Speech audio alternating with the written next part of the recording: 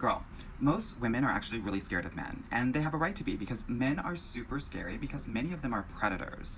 And so, what I wanted to do as a dating coach for almost 15 years and as your fairy godbrother is to share with you some of the signs that a lot of these male predators are looking for when they're trying to date you to see if they can exploit you, manipulate you, and just take control and advantage of you. Okay? So, first, let's talk about reactions. They're always going to be looking at your reaction. So they will often test you by saying something a little bit disrespectful, teasing you, or a joke. You're going to have to set a boundary immediately and let them know how it makes you feel. That hurt my feelings. That made me uncomfortable. They will also compliment you, and they will look to your reaction. If you are minimizing it or saying, no, I'm not beautiful, right? Or you're acting like you've never had a compliment before in your life. Oh my God, thank you so much. This is so nice of you. I can't believe you're saying this. They already got you, girl. Okay? So they're looking at your reactions to how they are communicating with you. The other reaction that they're looking for is if they're going to ask you for a favor. They're going to ask you maybe for money, for a ride to the airport, maybe even career advice, right? Please don't give it to them. Don't give them anything. They want to see, is she going to give to me? Because real men that are in their masculine energy, they want to give to you. They don't want to take from you.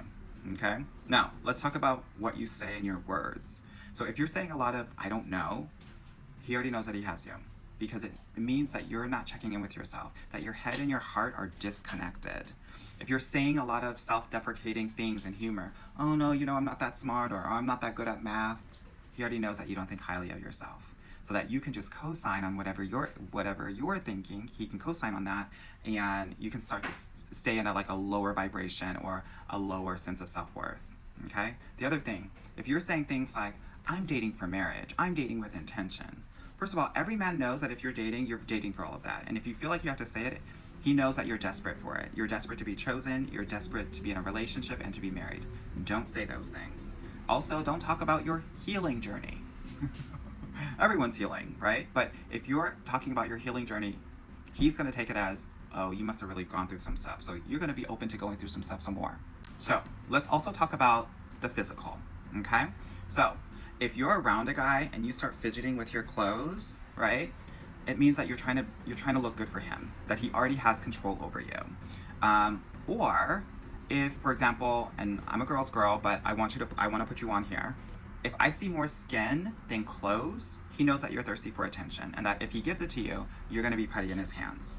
Okay?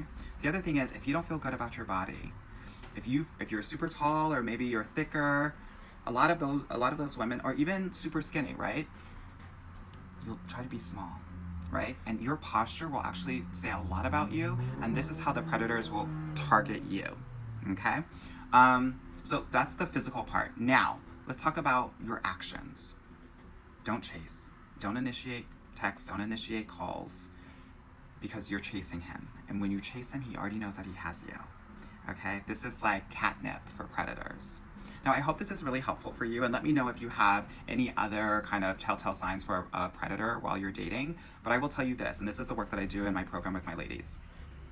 All of this is related, especially if you're a black or brown woman, to a mother wound.